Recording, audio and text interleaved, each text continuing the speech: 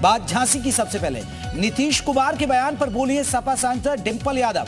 नीतीश कुमार ने अपनी बात अपने तरीके से रखी है। सेक्स एजुकेशन एक बेहद जरूरी मुद्दा है, ये डिंपल यादव ने बयान दे दिया है। समाजवादी पार्टी ने हमेशा से समाजवादी सोच का समर्थन किया है, डिंपल यादव का यह बयान। एमपी में अगर कांग्रेस सरकार बनाती है तो सपा समर्थन करेगी। साथ ही साथ उन्होंने कहा कि कांग्रेस अगर सरकार बनाती है तो समाजवादी पार्टी तरह यहां पर समर्थन करेगी। नीतीश कुमार ने अपनी बात अपने तरीके से रखी है, तो एक तरीके से समर्थन में उतरती हुई नजर आ रही है डिंपल यादव। सेक्स एजुकेशन एक बेहद जरूरी मुद्दा है। सपा ने हमेशा से समाजवादी सोच का समर्थन किया, यानी नीतीश कुमार के बयान की निंदा नहीं की है डिंपल यादव ने। डिंपल यादव ने एक सदा हुआ बयान दिया है। उन्होंने कहा है कि सेक्स एजुकेशन की एक जरूरत है आज के वक्त में। नीतीश कुमार के बयान पर उन्होंने ये बयान दिया है डिंपल यादव। अखिलेश यादव की धर्मपत्नी और मैनपुरी से सांसद भी हैं समाजवादी पार्टी की, उनका ये बयान है डिंपल यादव का। सेक्स एजुकेशन एक बेहद जरूरी मुद्दा है। जी का जो कहने का ढंग था नीतीश कुमार जी का, तो मैं समझती हूँ कि वो जो कहना चाह रहे थे वो था कि एजुकेशन, सेक्स एजुकेशन का जो मामला है, जो यूजुअली लोग खुल के नहीं बोलते हैं, तो उन्होंने अपने तरीके से अपनी बात को रखा है। एंड मेरा भी ये कहना है कि सेक्स एजुकेशन होना चाहिए, उस पर खुल के बात होनी चाहिए। कॉन्ट्रासेप्टिव्स का उपयोग होना चाहिए, क्योंकि हमारी जनसंख्या जो भारत की है लगातार बढ़ती जा रही है और उस पर ध्यान देना बहुत जरूरी है।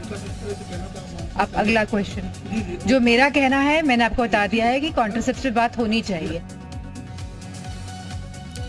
भाई नीतीश कुमार अपने बयान पर माफी तो मांग चुके हैं, लेकिन राजनीति का पारा लगातार बढ़ रहा है। अब आपको सुनवाते उन्होंने आखिर क्या कहा था वो भी आपको सुनाने जा रहे हैं। शादी होगा लड़का लड़की में तो जो पुरुष है वो तो रोज तो उसी में और पैदा हो जाता है, और लड़की पढ़ लेती है तो हमको मालूम था, लेकिन अंतिम में करता तो है, तो उसी में आप समझ लीजिए संख्या घट रही है। चलिए, हमारे साथ बीजेपी के प्रवक्ता अनिला सिंह जी और ज्यादा बात करने के लिए हमसे जुड़ गए हैं। अनिला जी, बहुत बहुत स्वागत है। अनिला जी, अभी नीतीश कुमार के बयान को लेकर चारों तरफ निंदा हो रही है, लेकिन नीतीश के बचाव में उतरी है डिंपल यादव। वो कह रही है कि उन्होंने जो कहना था उन्होंने समझा दिया और सेक्स एजुकेशन पर चर्चा की जरूरत है, सेक्स एजुकेशन को लेकर जागरूकता की जरूरत है। जयप्रकाश जी, आपको और आपके सभी दर्शकों को शुभ धनतेरस। देखिए, ऐसा है कि डिंपल यादव जी को ये बात समझनी चाहिए कि जो सेक्स एजुकेशन के विषय में यहाँ पर चर्चा कर रही हैं, जो प्रश्न उनसे किया गया नीतीश बाबू के बारे में, और उन्होंने कहा सेक्स एजुकेशन तो बहुत जरूरी है। तो मैडम, जब आपके पति, आपके ससुर उत्तर प्रदेश के मुख्यमंत्री थे, आपने कितने स्कूलों में सेक्स एजुकेशन हो वो लागू करवाया, उसका आंकड़ा आप हमारे सामने पेश कर दीजिए। दूसरी बात, शादी के बाद बंद कमरे में पति पत्नी कैसे, किस प्रकार से सेक्स कर रहे हैं, कॉन्ट्रासेप्टिव इस्तेमाल कर रहे हैं, नहीं कर रहे हैं, उसकी इतनी बारीकी से जो डिटेल्स नीतीश बाबू मुख्यमंत्री बिहार ने वहां पर दी है, क्या वो शोभा देता है?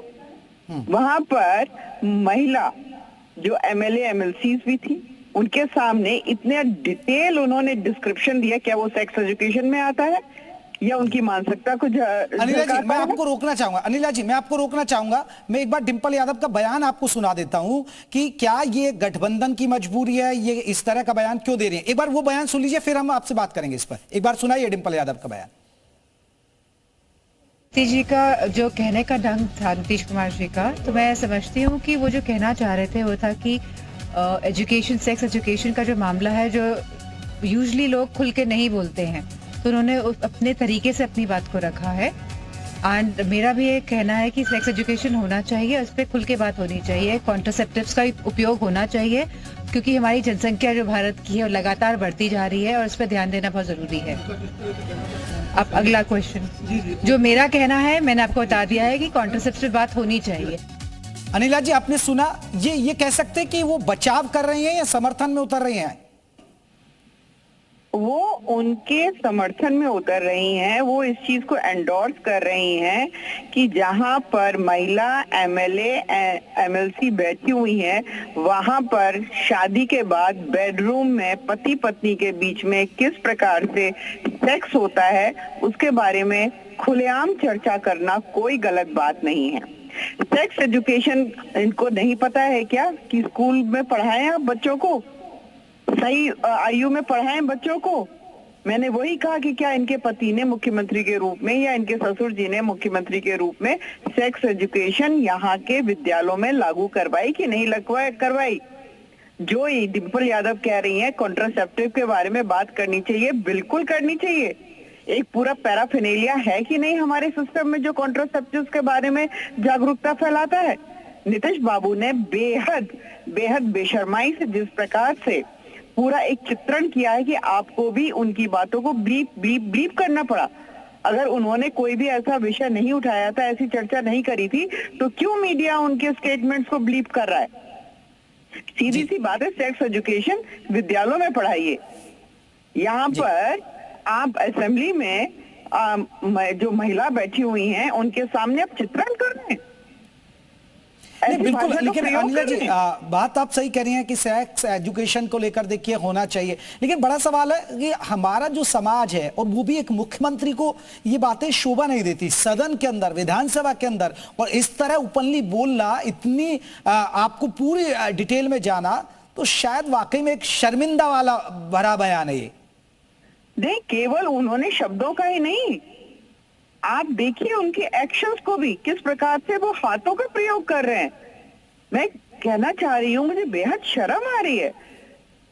अपोजिशन है, विपक्ष में है, राजनीति अपनी जगह चलती है। मुझे लगता था नीतीश बाबू कुछ समझदारी रखते होंगे, इतनी बार मुख्यमंत्री बने हुए हैं, पढ़े लिखे व्यक्ति हैं, मतलब ना तो उनको अपने हाथों पे कंट्रोल, ना अपनी भाषा पे कंट्रोल।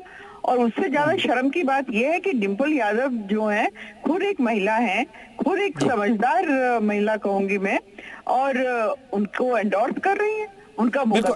अनिला जी मैं थोड़ा सा और वक्त लूंगा। शरद सरन जी हमारे साथ जुड़े समाजवादी पार्टी की तरफ से। शरद जी बहुत बहुत स्वागत है। शरद जी, आपकी सांसद और अखिलेश यादव जी की धर्मपत्नी वो कह रही हैं, डिम्पल यादव वो नीतीश के समर्थन में उतर रही है, उनके बयान को कह रही है कि ये देखिए ठीक है उन्होंने दिया, वो एक सेक्स एजुकेशन की जरूरत है। समाजवादी पार्टी की भी यही लाइन है ना अपनी सांसद के साथ ही?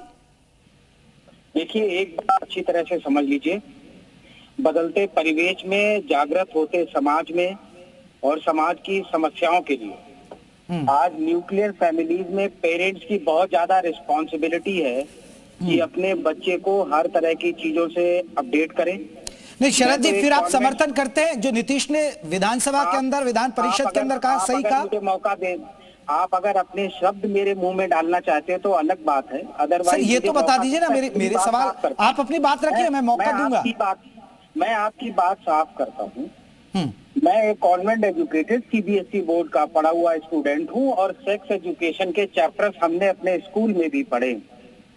सेक्स जो मेल ऑर्गन्स हैं, रिप्रोडक्टिव ऑर्गन्स हैं, फीमेल ऑर्गन्स हैं, उनकी फोटोग्राफ्स हमारी किताबों में थी, क्योंकि कहीं ना कहीं सरकार अपेक्षा करती है कि बच्चे जागरूक होने चाहिए, सेक्स एजुकेशन के प्रति जागृत होने चाहिए। अगर किसी को उनकी भाषा से कोई आपत्ति है तो मुझे लग रहा है कि पूरे देश ने देखा होगा, उन्होंने अगले दिन बोला है कि नहीं तो शरद जी अब अनिला जी कह रही हैं आप लोगों ने हुकूमत की यूपी में, मुख्यमंत्री मुलायम सिंह भी रहे, अखिलेश यादव भी रहे, तो आपने सेक्स एजुकेशन को लेकर तो जागरूकता नहीं फैलाई? देखिए, सबसे पहले तो मैं आपको ये बता दूं, हुकूमत कोई नहीं कर सकता है क्योंकि राजतंत्र खत्म हो गया है, अब लोकतंत्र है। हम सब सेवा के लिए आते हैं। समाजवादी पार्टी ने कई बार उत्तर प्रदेश की सेवा की है। और जहां तक सेक्स एजुकेशन की बात रही तो आप समझते होंगे कि अनवरत बच्चे पैदा होते हैं और बुजुर्ग इस दुनिया से जाते हैं, तो सेक्स एजुकेशन हर बार हर 10-5 साल में नई जनरेशन आती है, हर क्लास में नए बच्चे आते हैं। तो एक मिनट अनिला जी, आप रिएक्शन देंगे शरद जी की बात पर? अनिला जी, चलिए अनिला जी हमारे साथ नहीं है। चलिए बहुत बहुत शुक्रिया शरद सरन जी, आपका भी समर्थन है। एक सबसे बड़ी बात है अब सेक्स एजुकेशन की जागरूकता को पर सवाल उठाने लगे कि अब जागरूक करना चाहिए बच्चों को, लेकिन एक शोभा कहां देता है? सबसे बड़ा सवाल है कि शोभा देता है एक मुख्यमंत्री को, लेकिन अब समाजवादी पार्टी समर्थन करती नजर आई। आगे बढ़ते और